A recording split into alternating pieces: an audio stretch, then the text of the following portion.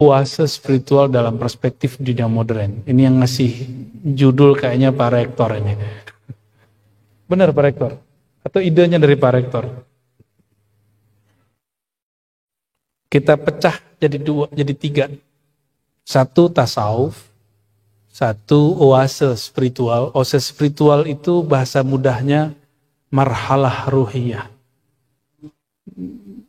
Periode-periode kerohanian, pengalaman rohani. Yang terakhir, perspektif modern. Dalam bahasa Arab, modern itu disebut al-hadithi. Jadi, min manzur al-hadithiyah. Bisa begitu barangkali ya, perspektif modern. Ini nyambung nggak? Kira-kira nyambung nggak judulnya? Sebelum buat judul kita cek dulu judulnya nyambung nggak? Nyambungnya boleh. Boleh disambung-sambungin, tergantung cara nyambunginnya. Ya. Tasawuf. Berarti selama ini yang buat judul ini mungkin pernah mendengar atau pernah mengalami bahwa tasawuf itu seakan-akan tidak relevan dengan dunia modern. Ini saya curiga nih kepada yang bikin judul nih. Ini ilmu mantik. Ya, alhamdulillah kami diizinkan Allah dulu talaqi mantik kepada Allah yarham. Bukan prof beliau, tapi gurunya para profesor. Kiai Haji Saifuddin Amsir Al-Batawi. Tapi beliau kemana-mana sampai berguru ke Syekh Syekh Al-Buti. Ahli mantik, saya ngaji kitab mantik kepada beliau. Dan kami diajarkan untuk mengkritisi setiap kata. Ya, salah satunya kata seperti ini. Ya, kita selalu berpikir tasawuf itu di gunung. Tasawuf itu tidak lagi memikirkan dunia. Karena tasawuf yang disajikan itu tasawuf hasil penjajahan Belanda. Belanda itu berhasil mendikotomi dunia spiritual dengan dunia realita. Muncullah judul-judul begini. Ya, mumpung di kampus jadi agak genit dikit ya. Next, judul begini harusnya diperbaiki. Bahwa tidak ada dikotomi dan kontradiksi antara dunia spiritual, tasawuf, dengan dunia modern. Karena kalau dia terpisah, sudah pernah ke Jepang? Pak Amra berapa kali ke Jepang? Belum. Nanti bersama-sama kita ke Jepang. Prof belum. Atau nggak usah ke Jepang. Korea? Apalagi. Di Jepang dan Korea, itu ketika orang dibully, jadi ada artis. Dia dibully cuma sekelompok orang, dia mau bunuh diri. Di Jepang ada masalah sedikit, itu ada gunung bukit khusus untuk bukit bunuh diri. Itu mengerikan sekali. Ternyata Jepang itu dengan kemajuan teknologinya, ternyata mengalami kemunduran spiritual. Jadi jika ada pertanyaan tadi dan jadi buku, Prof, limadha ta'akhkhara al-muslimun wa taqaddama al-akharun? Kenapa Muslim, bukan Islam ya, Islam selalu maju. Kalau Muslim orangnya, Islam itu bersih, orangnya belum tentu bersih. Lihat aja kampung Muslim di Ambon, ya sampahnya, waduh saya tadi kaget, ya tepi jalan. Saya dari kecil ngaji kitab, selalu kitab fikih itu, kitab pertamanya taharah. Dan dibuka selalu dengan at-tuhur syatrul iman, bersuci, suci, bersih, separuh iman. Tapi ternyata orang Islam itu memang paling malas. Makanya hadisnya paling banyak bab taharah. Karena Allah tahu orang Islam ini seperti itu. Tapi Islam bersih, orang Muslimnya yang belum tentu bersih. Tolong dibedakan. Muslim itu tidak suci, Islam suci. Inna ad-dina 'indallahil Islam. Islam tidak perlu dibela, Muslim perlu dibela. Allah nggak perlu, Allah nggak butuh kita. Yang justru kita yang perlu Allah. Kita yang perlu Islam. Islamlah yang membela kita, bukan kita yang membela Islam. Ini mohon maaf, perspektif kata-kata, ya, perspektif kata-kata. Boleh sepakat, boleh tidak. Ya, di kampus ini orang boleh berbeda dan perbedaan itu dipelihara. Sepakat? Ya. Jadi dalam pikiran kita, dunia spiritual terpisah dari dunia modern. Saya masih ingat guru sejarah kebudayaan Islam kami dulu, ketika kami membahas kemunduran Islam, pertanyaan tadi, saya bertanya, Pak, kenapa Islam mundur? Dia langsung mengatakan, kamu buka halaman sekian, baca. Kami baca, kemunduran Islam ditulis dalam buku sekolah anak-anak kita, dan itu sekolah negeri. Karena orang-orang bertasawuf. Berarti ini buku sejarah kebudayaan Islam, tapi yang saya baca itu sejarah salah paham tentang Islam. Mereka lupa semua bahwa kebangkitan baik politik, teknologi, semuanya adalah orang-orang yang kita sebut wali-wali Allah. Pernah dengar tentang Ibnul Haytham? Karena Ibnul Haytham sekarang ada TV, ada handphone. Dulu kameranya gede. Ibnul Haytham mengerti teori bagaimana pencahayaan, jarak, fokus, lokus, dan semuanya. Maka dari Ibnul Haytham muncullah yang kita sebut loops, kamera, dan sekarang dipakai oleh orang-orang di luar sana. Tidak lagi domain barat, timur sudah menguasai, Jepang, Korsel, Cina. Ini sudah menguasai. Jadi kita tidak lagi mengatakan kemajuan barat, itu keliru besar. Jadi tolong lidahnya di-reset. Di-reset ulang. Bahwa kemajuan itu sekarang bukan lagi milik barat, tapi sudah milik timur. Cuma belum timur tenggara. Kita belum kebagian. Masih debat masalah Sayyidina dan gak Sayyidina. Masih debat masalah celana jingkrang gak jingkrang. Masih debat tahlil dan sholawatan. Masih debat di situ. Akhirnya spiritual kita tergerus. Gak ada kemajuan. Ibnul Haytham itu dulu dia serba bisa. Dia menjadi penasehat kayak PU, kayak ketua PU-nya Raja Mesir. Nil itu setiap musim hujan meluap. Maka dipanggillah Ibnul Haytham, kamu bisa urus irigasi. Kata dia, oh siap. Dia gambar semuanya. Di idenya udah tergambar. Air ngalir ke sini, masuk ke sini, irigasi ke sini. Berapa kubik air keluar, masuk, semuanya sudah selesai. Tapi dalam prakteknya orang Mesir tidak siap untuk kemajuan itu. Akhirnya gagal proyek. Maka sang raja mengatakan, cari Ibnul Haytham, tangkap dia, bunuh dia. Ibnul Haytham apa yang dilakukan? Saking cerdasnya orang. Dia pura-pura gila. Lalu dia pakai baju comang-camping, pakai celana ala kadarnya. Lalu ngomong-ngomong sendiri. Ketika Algojo datang, bingung mau nangkap dia. Jenggotnya dipanjangkan. Orang Mesir itu kalau jenggot panjang bentuknya sama semua. Sama seperti orang Ambon Manise yang laki-laki kalau berjenggot. Seperti orang Arab. Arab ma'lum. Allahumma salli ala Muhammad. Tapi saya serius. Orang Ambon itu lebih berbulu dari orang Sumatera. Tapi itu bukan evolusi yang belum sempurna. Jangan salah paham. Karena saya tidak mengerti. Itu Ibnul Haytham meninggal rajanya, baru dia kembali pakai baju filosof, sufi. Pakai serban, pakai jubah sufi. Lalu dia ternyata di masa kegilaan itu malam-malam dinulis. Jadi dia sembunyi di satu kamar, dia lobongin kamar, macam-macam. Jadilah teori lensa. Dan memang harus ada orang-orang gila itu. Dan Indonesia kekurangan orang gila ini. Dan saya sebagai salah satu orang gila yang hari ini muncul. Anak muda ngomong tasawuf. Gila nggak? Gila itu. Gila. Dulu bayangan yang ngomong tasawuf orang tua. Bener nggak, Prof? Dan kita lagi ikut memainkan kegilaan itu. Ya, dan yang nuduh saya gila kan sudah banyak. Nuduh sesat, udah lengkap. Ibnul Haytham awal berkarya sama. Ya. Tapi saya tidak bangga dengan kegilaan ini. Ya. Saya cuma minta ampun kepada Allah jika karena saya orang menjadi menghujat. Itu sifat buruk.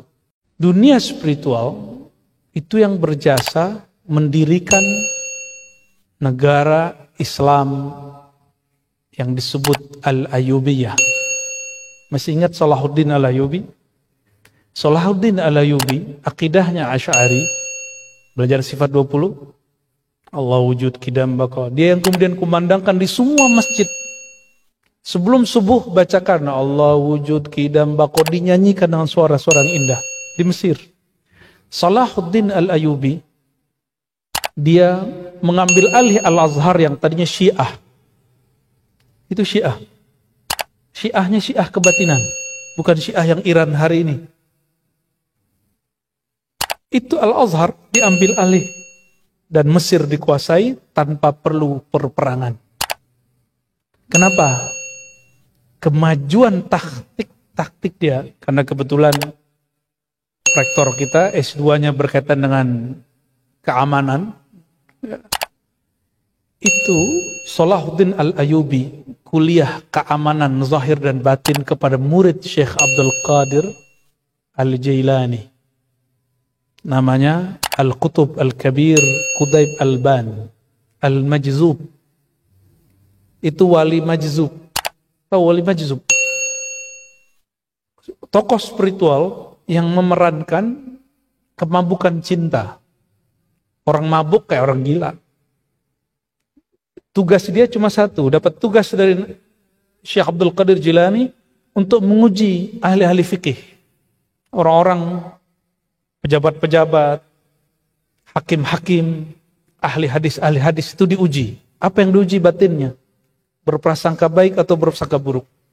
Suatu kali Qutayb Al-Ban itu sengaja sholat di satu masjid di Khurasan, tapi sholatnya diam-diam. Ketika dia selesai sholat, dia kemudian pergi ke depan Masjid Jami'. Di Masjid Jami' ada tokoh mirip-mirip seperti Pak Ketua MUI kita ini. Cuma umurnya lebih muda dari beliau, kalau beliau sudah melewati masa itu. Maksudnya semua ketua ada di beliau. Ketua ini. Maksudnya semua ketua ada di beliau. Ketua ini. Itu ada di pada orang yang jadi imam di masjid itu. Cuma kisahnya lain. Kalau Pak Ketua MUI datang aman-aman aja. Orang ini datang melihat Qutayb Al-Ban, apa kata dia? Ini makhluk apa ini?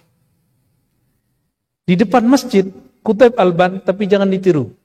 Dia buang air kecil berdiri dan tidak istinja. Padahal dia istinja. Cuma dia tidak perlihatkan dirinya istinja. Dia berpakaian seperti Ibnul Haitham tadi sedang menggila. Lalu ketika orang qomat, dia tidak masuk masjid. Ya alasannya ada, saya sedang tidak suci, tidak boleh masuk masjid. Ketika si imam segala ketua ini masuk masjid dan jadi imam, di dalam sholat mulai dari takbir sampai assalamualaikum yang terbayang oleh dia cuma wajah orang yang tadi buang air kecil di depan masjid. Dan dia sudah menyiapkan siasat. Karena ternyata salah satu jabatan dia adalah Qadil Qudat, Hakim Agung. Apa kata dia? Saya akan sidang orang ini di tempat.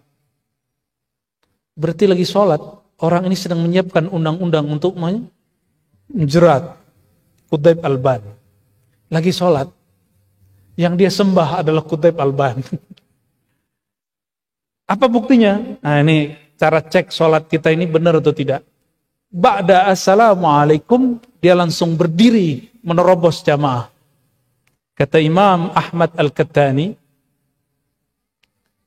ciri-ciri sholat seseorang tidak diterima, ba'da sholat dia langsung mengejar yang dia pikirkan di dalam sholatnya. Dari hal-hal duniawi. Ada orang kepikiran handphone lagi bunyi dalam sholat. Assalamualaikum langsung buka handphone. Itu sholat nggak terima tuh.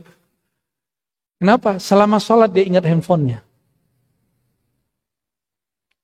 Ada yang ingat apa? Ingat mau ceramah. Nah ini hati-hati, ini bulan Ramadan nih para kiai kan banyak proyeknya. Ya. Biasanya ceramah sebelum tarawih atau setelah tarawih? Ada yang setelah, tapi yang pasti setelah Isya. Itu problem. Kadang-kadang di dalam sholat menyiapkan bahan lagi mau ceramah. Hei, Fulan, kamu siapa? Ini orang gila, tapi dia tahu. Ana Qudaib Alban. Berarti dia bukan orang gila. Dia majzub, dia sedang memerankan kegilaan.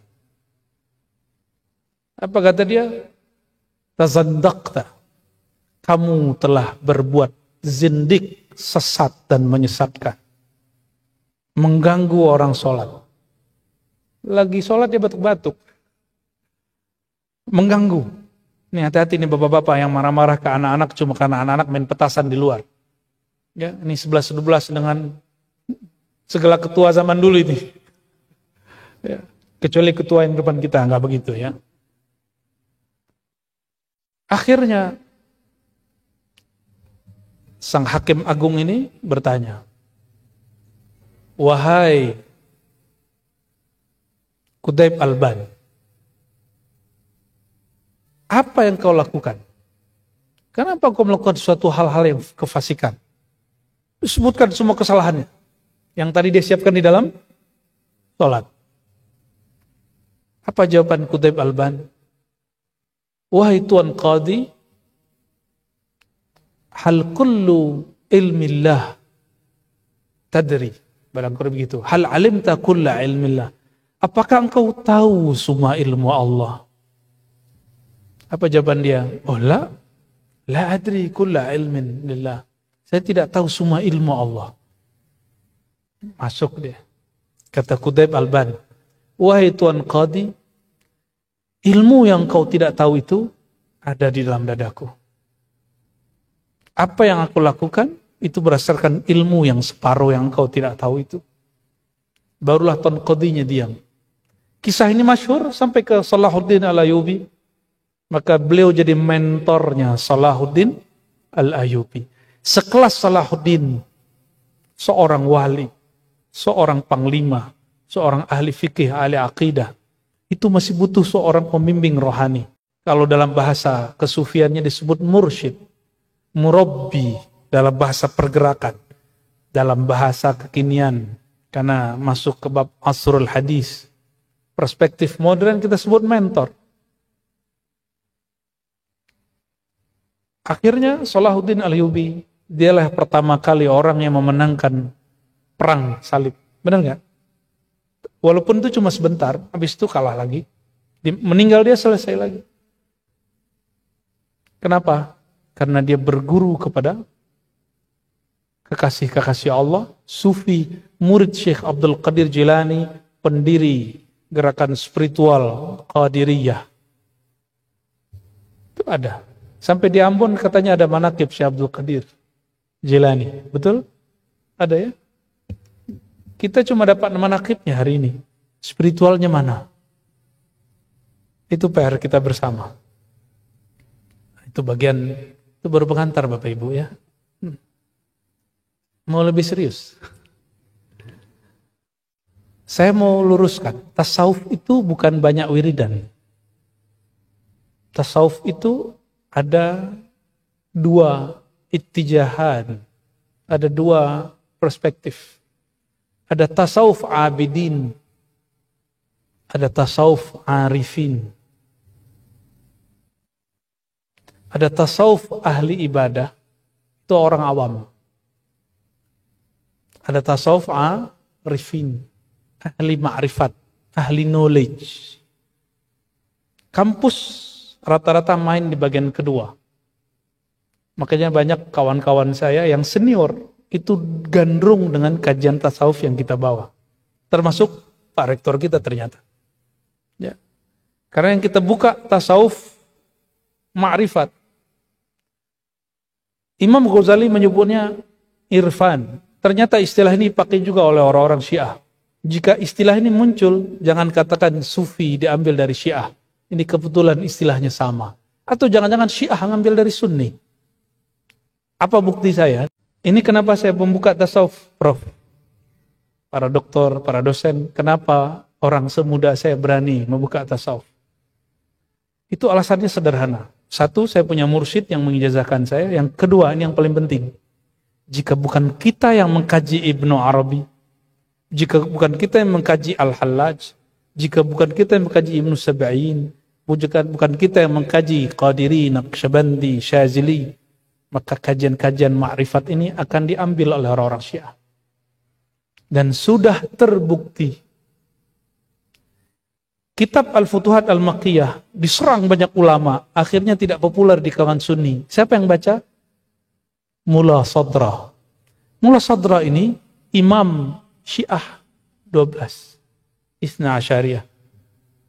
Apalagi? Ada kitab monumental dia, judulnya Fususul Hikam. Fususul Hikam ini di atas kitab Hikam Ibn Athaillah. Sering dengar Hikam Ibn Athaillah? Di atas itu ada namanya Fususul Hikam. Ditulis sebelum Ibn Athaillah Sekandari. Karena Ibn Athaillah wafat 709. Ibnu Athaillah. Ibn Arabi wafat tahun 639. Berapa tahun? Ya, lumayan. 39, 1, 639, 1719. Ibn Arabi, itulah yang menjadi spirit Ibn Athaillah nulis kitab Hikam. Kenapa kita baca cuma buahnya? Fususnya kita nggak baca. Apa arti fusus? Cincin kalau nggak ada, ini apa namanya? Ibu-ibu ini paling sensitif. Kalau ada cincin, tapi manik-maniknya nggak ada, gimana? Malu nggak makainya? Malu. Kita maunya jadi, plek. Padahal ada sesuatu yang spesial, yaitu fusus. Fusus itu mutiara-mutiara, manik-manik inti daripada hikmah itu sendiri. Kitab itu sekarang yang mengkaji siapa? Syiah. Saya tidak pernah benci Syiah, tapi saya katakan, saya berbeda dengan Syiah. Ya. Dalam penemuan teologi saya, bahwa kita berbeda dengan Syiah. Dan sulit dipertemukan dalam banyak hal, tapi kita saling menghargai aja. Kamu-kamu, kita-kita. Bukan lakum dinukum waliyadin, bukan. Itu kepada orang kafir. Syiah itu masih syahadat. Ada Syiah yang kafir, itu namanya Syiah Ghulat. Itu Syiah yang kita maksud sekarang, juga mengkafirkan mereka. Saya ngomong begini pun dituduh Syiah. Kamu kok bela Syiah? Lah enggak, justru kita sedang berdebat dengan Syiah. Ya. Dan beberapa orang-orang Syiah sekarang sudah mulai muncul. Jadi dai-dai nasional, dan dia pinter menyembunyikan kesyiahannya. Tapi gak ada masalah, itu hak dia. Kita gak boleh paksa orang untuk berahlus sunnah seperti kita. Ya. Ini kalau kita gak kaji kitab-kitab seperti ini, siapa yang mengkaji? Syiah ambil. Mau. Nah, untuk orang-orang kampus, gak ada lagi cerita. Nggak ada istilah misalnya, oh ini kitab tinggi, nggak ada. Kitab apa yang paling tinggi menurut orang-orang, itu harus dikaji, dibedah di kampus. Paham nggak paham nanti urus. Bedah aja dulu. Pasti nanti ada 1-2 orang yang mengerti. Itu pasti. Jadi tasawuf yang biasa kita dengar, tasawuf abidin atau tasawuf zahidin. Kalau kamu bertasawuf, kamu tinggalkan dunia. Kalau kamu bertasawuf, bertarekat, kamu tinggalkan istrimu, kamu gak usah nikah, kamu gak usah kerja. Itu tasawuf abidin, zahidin. Kalau tasawuf zahidin nih, punya dunia takut, dipuji lari.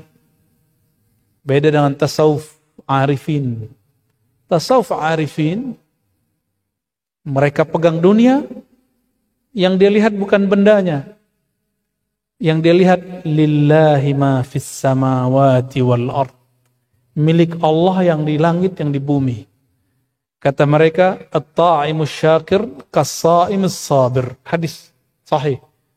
Orang yang makan bersabar, bersyukur, sama makomnya dengan orang yang bersabar, yang dapat musibah, tidak makan, lalu dia bersabar. Pilih mana? Makan, syukur, lapar, sabar. Hidup kaya, syukur, susah, sabar. Pilih mana? Jujur, jujur. Kaya syukur, materi semua nih. Gak ada yang siap hidup susah ini.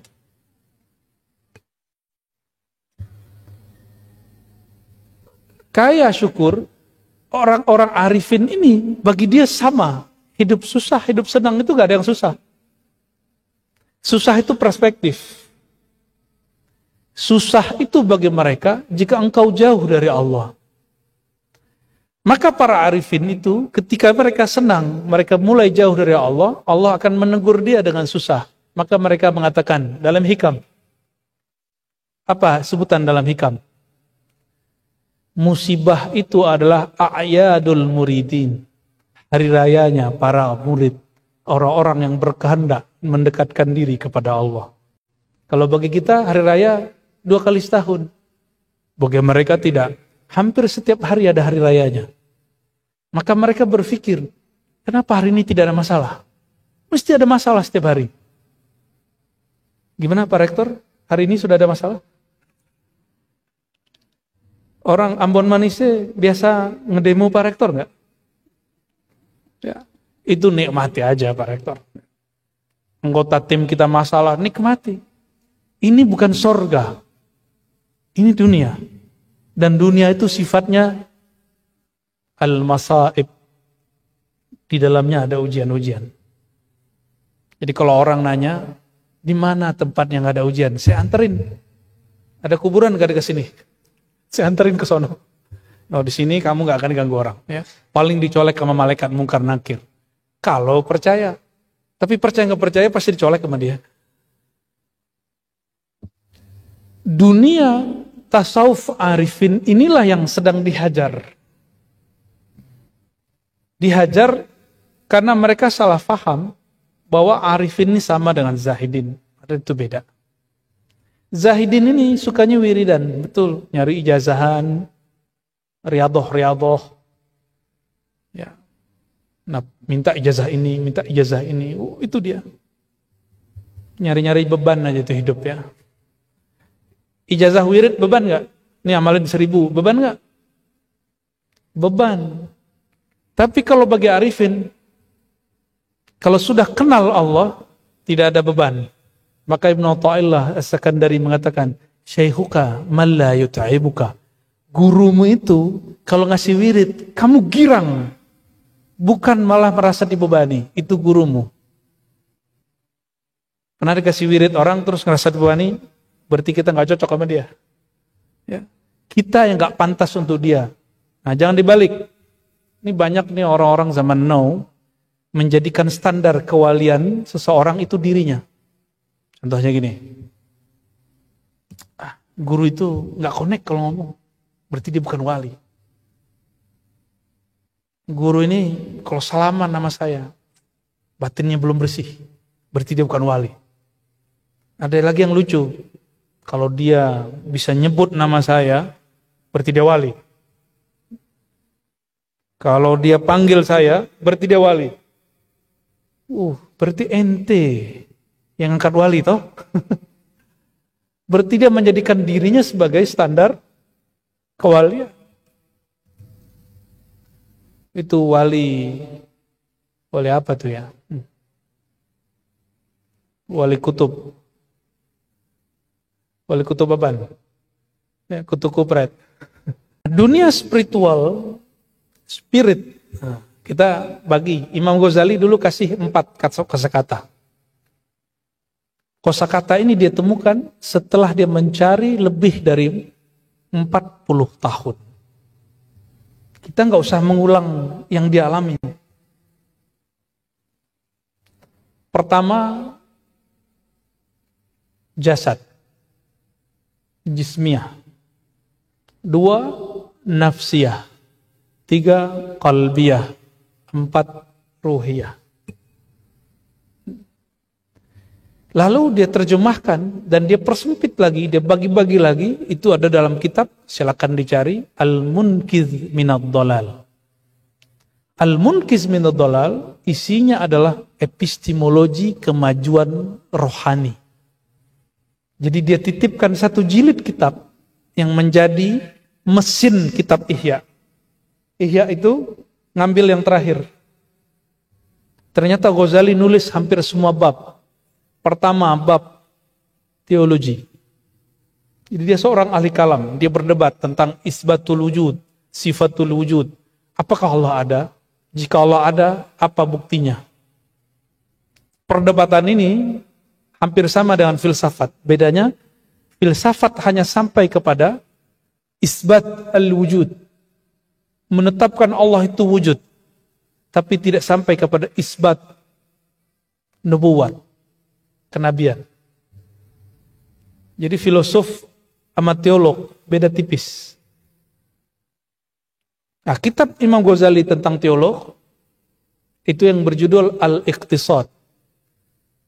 Ada yang bedah di sini. Harus ada nanti yang bedah di sini. Al-Iqtisad fil i'tiqad. Al-Iqtisad fil i'tiqad itu boleh diartikan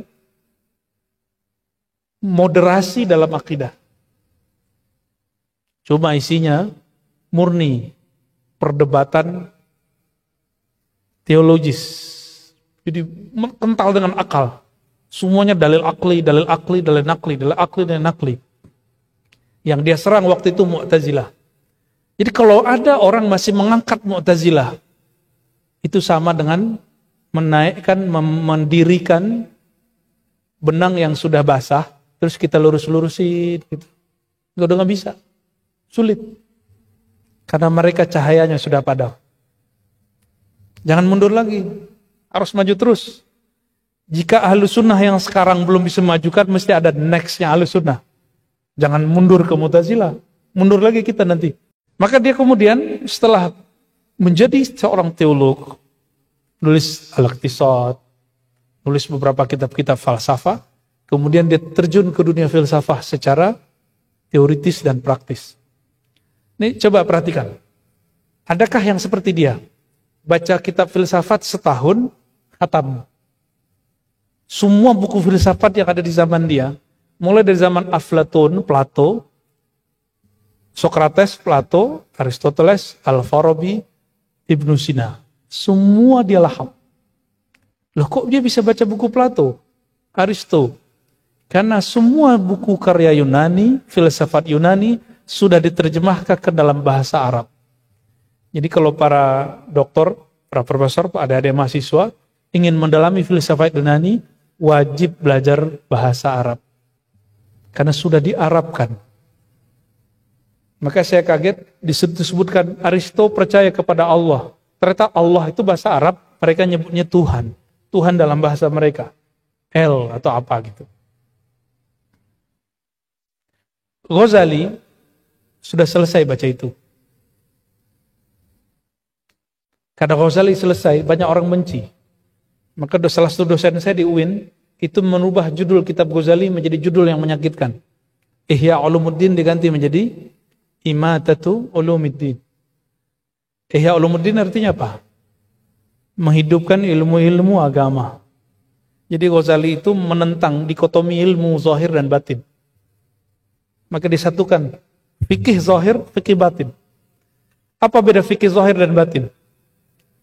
Kalau saya sholat, sah batalnya pakai ilmu apa? Ilmu fikih. Fikihnya pakai mazhab apa? Mazhab Syafi'i, Hanbali, Hanafi, Maliki. Di mazhab Syafi'i muncul namanya rukun 13. Ternyata beda imam, beda rukun. Ada rukun 18, ada rukun 20 sekian. Itu sholat yang zahir. Imam Ghazali, satu majelis dia dihadiri sekitar, kalau sekarang 300 dokter. Satu majelis dia, kalau sekarang. Jadi yang boleh masuk majelis dia cuma dokter. Jadi dosen, guru-gurunya, ulama, itu yang boleh masuk. Sekitar 300. Yang 300 ini, mereka sudah pakar akidah. Semua aliran dikuasai, Mu'tazilah, Syiah, tapi mereka memilih ahlus sunnah. Lalu mereka juga pakar filsafat. Ghazali lebih cepat dari semua mereka. Mereka ada yang khatam filsafat 4 tahun, 5 tahun, 7 tahun. Ghazali khatam filsafat 1 tahun. Mengulangnya setahun, lalu menulisnya setahun. Berarti berapa tahun? Ini menjadi model pendidikan Ghazalian. Harusnya kalau mau bikin Ghazali modern, fokus belajar 1 tahun. Tapi Ghazali, kita nggak masukkan perannya yang kita sebut biasanya i'dadi. Apa terjemahan i'dadi? Persiapan. Kelas persiapan udah nggak masuk, dia sudah advance. Jadi kalau dimasukkan kelas persiapan, berarti 4 tahun. 4 tahun bahasa, setahun bahasa, setahun teks, setahun lagi mengkomparasikan teks, setahun lagi menulis tentang teks. Tuh, sistem pendidikan Ghazali. Makanya sampai hari ini Al-Azhar masih 4 tahun. Cuma ruhiyah Ghazaliyahnya semula luntur. Di Al-Azhar. Al-Azhar itu belajar akidah, kitab al-Iqtisad, Imam Ghazali. Nah, maka saya mengharap nih, mohon maaf para dosen tidak mau menggurui. Ini masa seharusnya tidak lagi zaman PPT, PowerPoint.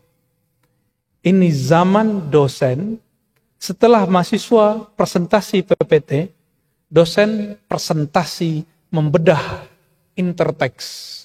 Ambil 2 teks atau 1 teks, baik yang berbahasa kita, bahasa Arab, bahasa Inggris, lalu dibedahkan, disajikan ke mahasiswa. Karena mahasiswa kita 0. Mereka cuma punya ilmu Thariqat al-Gughliyah. Ya, benar gak? Berapa banyak nih adinda kita mahasiswa, besok mau presentasi, malam ini jadi kopas. Itu sebabnya mohon maaf, saya sudah gak mau masuk S1. Agak sombong sih. Apa pengalamannya? 5 mahasiswa copy paste. Tapi yang saya puncak terakhir saya ambil itu belum ketemu tasawuf. Belum bertasawuf seperti sekarang. Saya ambil, saya lempar sama dia. Shing, gitu. Kena mukanya. Untungnya yang saya lempar ini santri. Saya lempar, dia ridho. Sekarang jadi imam. Dikirim ke Timur Tengah jadi imam. Mahasiswa sekarang dikata-katain gitu kan marah. Ya, ngelawan dia. Makanya nggak pernah berkah ilmu mahasiswa. Karena dikata-katain guru itu, dosen, itu berkah. Ya. Saya dibodoh-bodohin dosen, itu saya bahagia. Maka ketika kita nulis tesis, disertasi, saya dirombak. Itu bahagianya bukan main. Di Sumatera bagian tertentu, mahasiswanya dirombak skripsinya, pembimbingnya dibunuh. Pengujinya mempertanyakan tulisan dia, pengujinya ditusuk. Itu mahasiswa apaan? Itu bukan mahasiswa, nggak akan ada kemajuan dalam diri kalian. Ghazali, mundur sedikit. Sebelum masuk ke bab itu, dia sudah merawat apa yang disebut dengan, jadi diri kita ini kan mirip dengan binatang. Kebinatangan kita ini ada 2. Ada binatang yang tamak, ada binatang yang buas.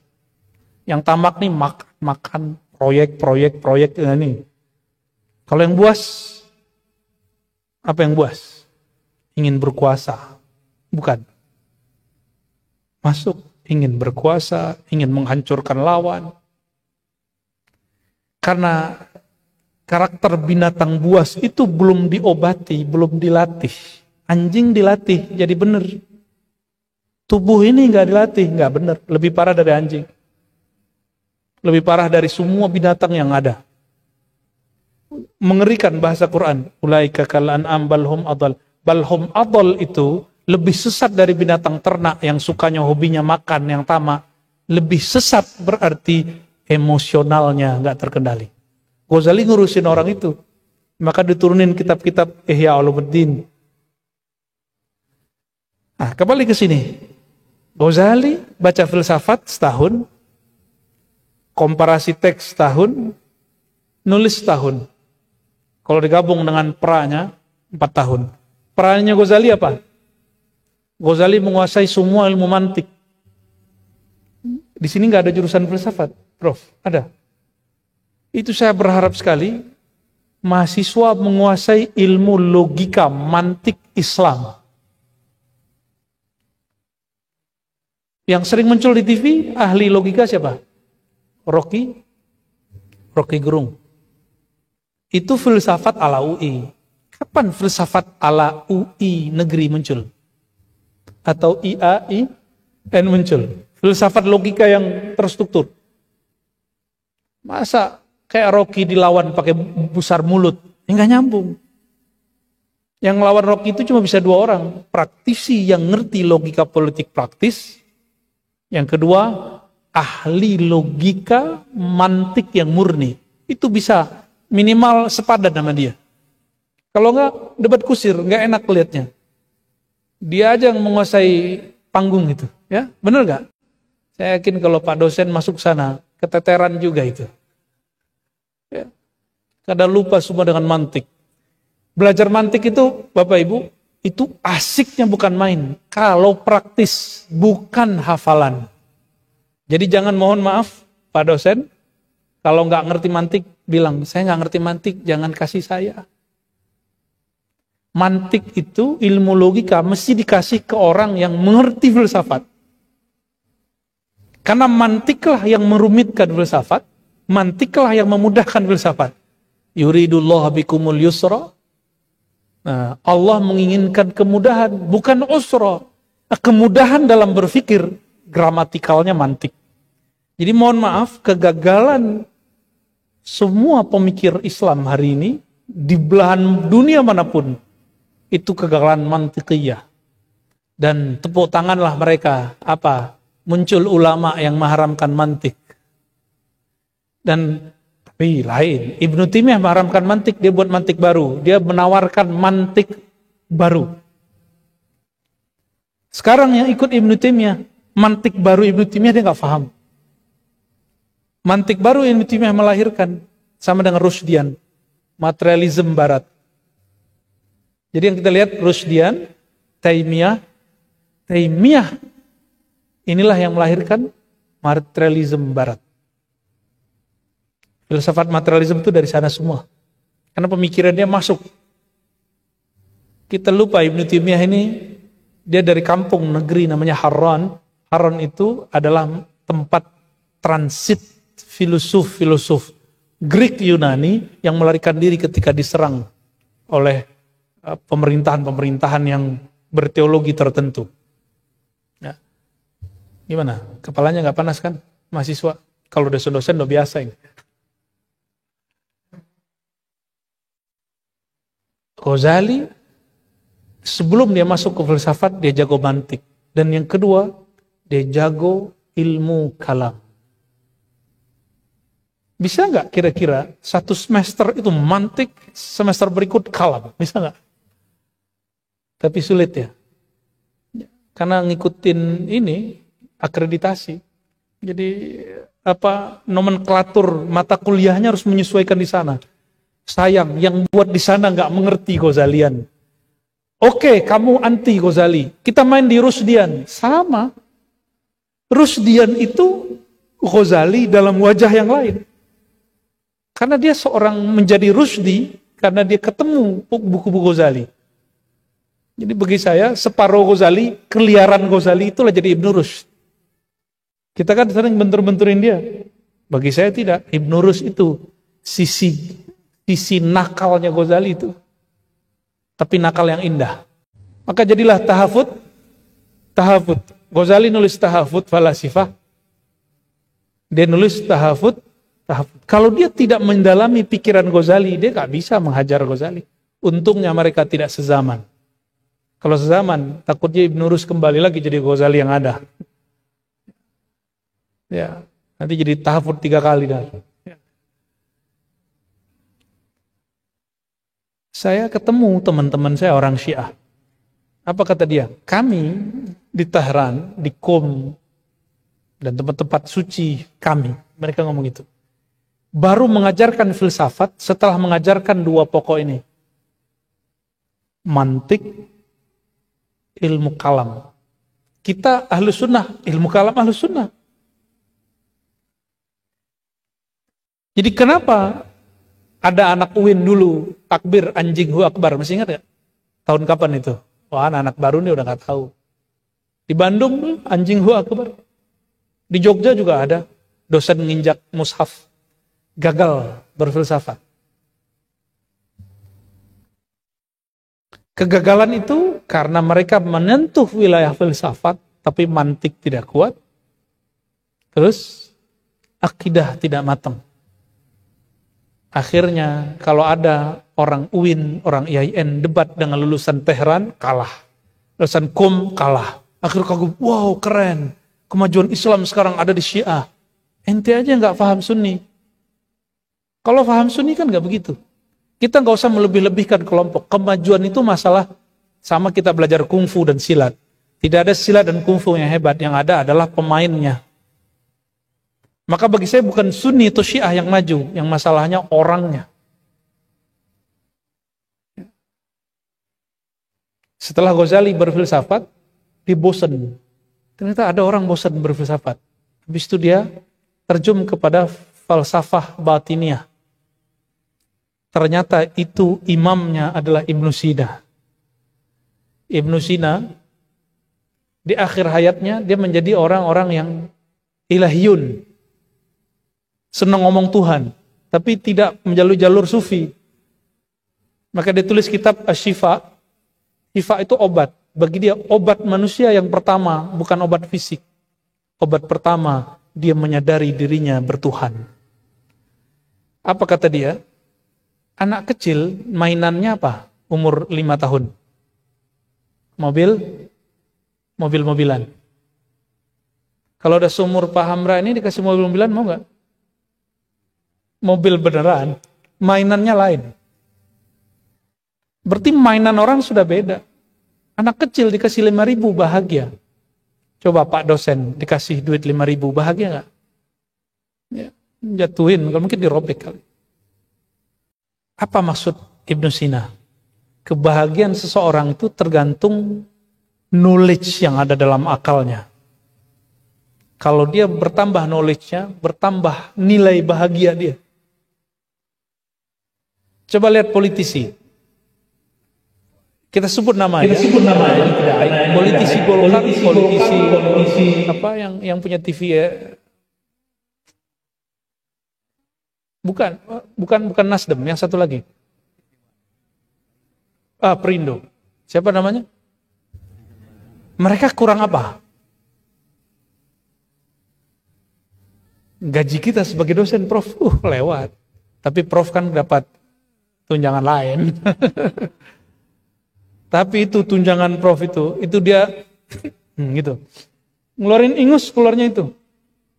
Keluarnya tunjangan Prof setahun. Khairul Tanjung. Untungnya dia nggak berpolitik, tapi pernah jadi menteri sebentar. Ujung berpolitik. Apa yang mereka kurang?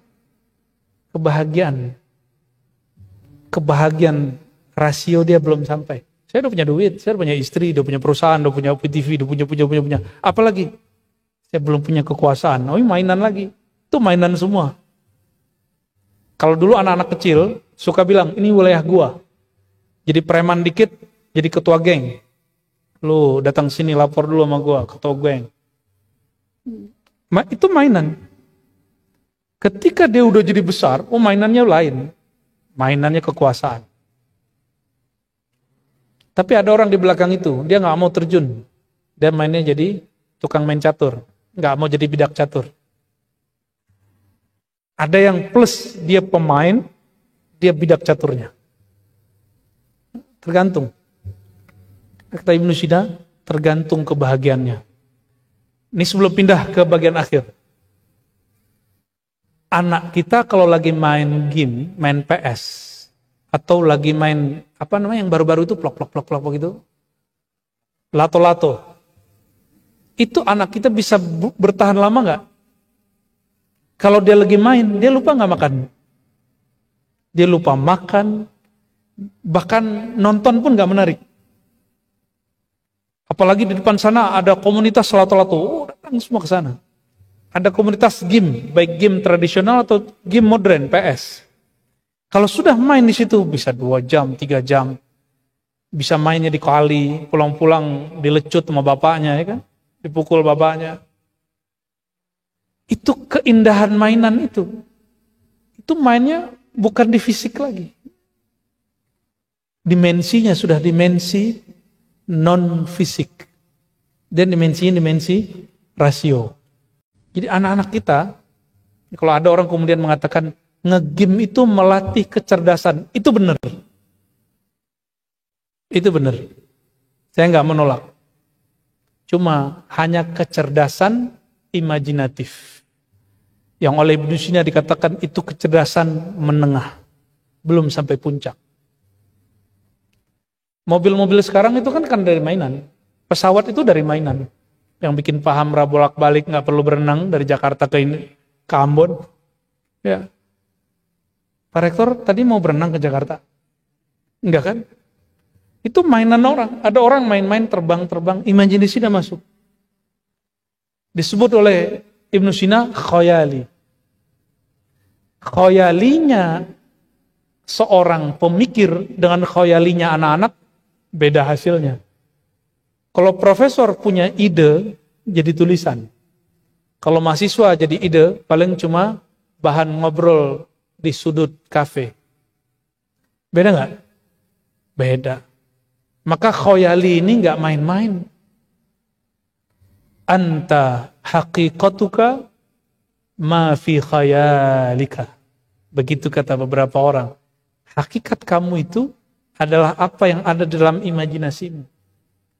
Imajinasi ini ada yang palsu, ada yang imitasi, ada yang hakiki. Palsu, imitasi, hakiki. Plato mengatakan imajinasi orang-orang suci itu sampai kepada imajinasi hakiki. Inilah yang dikatakan oleh para sufi. Berdasarkan hadis Nabi, ada satu hadis, kata Imam Malik, saya punya guru, para sufi, para wali itu 70 orang lebih. Idza aqsama 'ala Allah la abarrahullah. Jika dia bersumpah. Sumpah itu kan pakai khayali. Khayali hakiki menumbuhkan yakin. Karena yakin mereka kalau berdoa pasti jadi. Gunung aja hancur. Nah, jangan heran dulu. Ada namanya Syekh Qadirun Yahya di Sumatera. Dia membantu salah satu pemberantasan komunisme di Malaysia. Itu cukup dengan batu zikir. Disebut batu sijil. Karena dia punya khayali hakiki. Jadi batu ini, dia masukkan ke dalam frekuensi zikirnya, lalu dia penetrasikan zikir yang dia dapat. Oh, sekarang ternyata ketemulah apa yang disebut dengan air doa. Ketemu, diilmiahkan. Dulu belum ilmiah. Al-Ghazali dulu sibuk di dunia itu. Sekarang kita sebut ilmu ini dengan ilmu hikmah. Orang-orang silat nyebutnya kanuragan. Jadi kalau ada ambil nafas, terus orang mental, itu beneran ada. Itu bukan jin. Itu energi nafas. Tulis, raja, tempel di mana? Ada efeknya. Bisa bikin bapak-bapak mau kawin lagi tuh. Ya. Kelihatan mau orang cakep aja. Padahal ubanan udah banyak. Namanya Rajah Mahabbah. Rajah untuk pengasihan. Ghazali menemukan rahasia-rahasia itu. Apa logikanya, rasionalisasinya? Contohnya begini. Adenda ini para mahasiswa, mahasiswi. Kalau ada orang ngirim tulisan, kalau zaman kita dulu pakai surat. Kamu cantik deh. Gira nggak? Seneng. Kalau yang ngirim surat kita kenal. Coba digombalin sama orang nggak dikenal. Mau nggak? Kita kenal tapi nggak suka digombalin dia, dikirimin salam dia, mau nggak? Kita nggak mau. Ya. Pak Amra pernah nggak dikirimin salam sama orang nggak disuka? Lupa. Kayaknya ngirim salam mulu terus tolak. Kita dikirimin salam sama orang yang kita suka. Itu cuma kekuatan kata-kata. Dan dunia itu indah sampai berhari-hari. Huruf itu, kata Ibn Arabi, dia ada alamnya, disebut alamul huruf. Coba tulisan itu. Disebut kata tasawuf, di pikiran kita ada suatu imajinasi nggak? Ada. Jadi huruf ini melahirkan imajinasi. Adakah kata-kata tanpa huruf? Ada nggak? Jadi kalau kita buat kalimat tercipta dari apa? Kata-kata dari huruf. Coba bayangkan ada kalimat tanpa huruf, ada nggak? Disinilah berdebat Mu'tazilah dengan Ahlu Sunnah. Kata Mu'tazilah, Allah kalau berkalam berhuruf dan suara. Kata Ahlu Sunnah, enggak berhuruf bersuara. Nah, nanti bisa selesainya sama Imam Asy'ari. Selesai sama Imam Asy'ari nanti. Coba di Quran, yang bisa bahasa Arab, sebanyak itu ayat, ternyata disisipkan ada 1 ayat, 2 ayat, 3 ayat yang tidak bisa dipahami langsung. Alif, Lam, Mim. Kalau kita pakai ilmu tajwid kan bacanya Al-Mim. Benar gak? Alif, Lam, Mim. Bacanya apa? Al-Mim. Tapi gak boleh dibaca begitu. Dibacanya mesti Alif, Lam, Mim. Allah lagi ingin kasih tahu bahwa yang kamu baca itu baru pecahan dari huruf. Puncak pengetahuan ada di huruf. Nah, ilmu huruf ini bisa dimanfaatkan untuk alam-alam astral yang berkaitan dengan alam-alam zahir. Jadi jangan heran sampai 1 abad yang lalu raja-raja kesultanan di negeri ini itu istananya, temboknya penuh dengan raja-raja. Dan itu tidak syirik, dia ilmiah semua. Yang mengatakan syirik berarti tidak mengerti keilmiahan ilmu huruf. Jadi jimat itu ilmiah. Cuma saya nggak nyaranin buat jimat ya. Nggak usah lah. Orang berjimat itu bahasa Arabnya kan tamimah. Tamimah itu pelengkap. Orang pegang jimat berarti dia tidak meyakini dirinya sudah dilengkapi Allah. Jadi kita nggak perlu jimat. Cukup Allah yang menyempurnakan kita. Wallahu mutimmu nuri. Ya. Bagian akhir. Jadi Ghazali sebelum beliau menemukan tasawuf, dia berjibaku dengan filsuf. Dia perang perdukunan. Jadi salah satu efek samping dari ilmu huruf ini, ilmu perdukunan. Dia perang perdukunan dengan orang. Ibu-ibu yang sulit melahirkan, itu Ghazali bilang, cari di mungkin sebenarnya, tulis rajah ini, maka ibu yang susah melahirkan akan gampang melahirkan. Angkanya 15 tapi dalam bentuk huruf. Apa kaitannya 15 dengan itu? Imam Ghazali sudah jelaskan rahasianya. Silakan dilihat. Tidak mungkin selevel Ghazali terjebak kepada syirik. Ya. Dan dia sudah menjadi orang sakti. Jadi Ghazali ini, mohon maaf kalau bahasa sekarang, ahli raja. Dari mana aja ada orang datang dibuatin raja. Sakti semua. Panglima sakti, tentara sakti. Tapi dia nggak puas. Terakhir dia sampai kepada puncak. Ditegur oleh seorang imam namanya Abu Ali Al-Farmadi. Apa kata dia? Engkau baru bergantung kepada huruf. Belum bergantung kepada yang punya huruf. Maka dalam kitab Al-Maqsad Al-Asna, di ujung kitab, kecil kitabnya, dia membuka rahasianya, bahwa saya diajarkan ilmu rahasia nama yang menguasai huruf-huruf ini, yang mengilhami para filosof dan ahli kalam, yang berdialog ruhnya dengan para sufi dan wali-wali Allah. Ilmu ma'rifatul asma'il husna. Ilmu mengenal al-asma' al-husna. Belajarlah dia dari Abu Ali Al-Farmadi, berzikir dengan memejam mata, lidah dikunci, tidak ada lafaz yang keluar dari lidah, tapi muncul dari dalam kolbu. Inilah yang membuat Ghazali menjadi Ghazali yang dikenal di seluruh dunia. Karena dia mampu menggabungkan 4 epistemologi ilmu, dan itu tidak bertentangan. Apa kata dia? Jika engkau hendak memajukan akalmu, kuatkan kalam dan falsafahmu. Jangan pakai tasawuf. Jadi kalau masuk ke teknologi, jangan dengan tasawuf. Dalamnya kalam dan falsafah. Kalau engkau ingin kuat dalam kerohanianmu, jangan dalami filsafat, dalami tasawuf. Bukan tasawuf yang teoritis, tapi gabungan.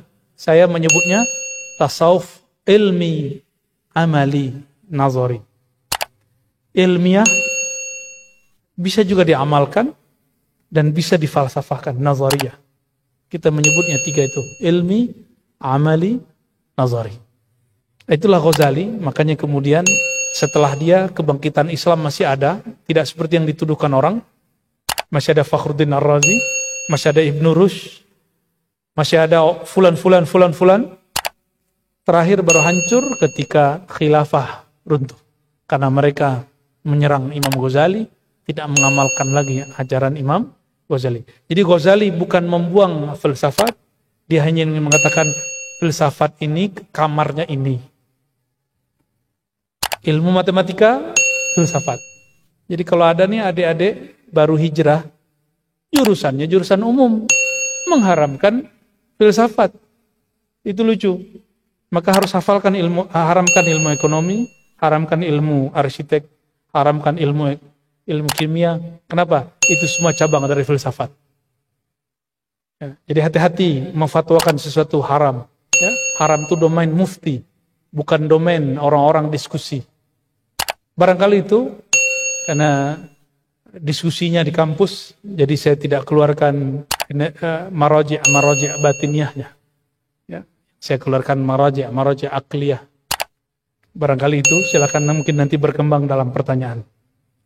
Jika tadi pertanyaannya, kenapa yang lain maju, kita mundur? Karena kita tidak tepat dalam menempatkan epistemologi keilmuan. Ya, jadi akal untuk falsafah, qalbu untuk kerohanian, jangan dibalik.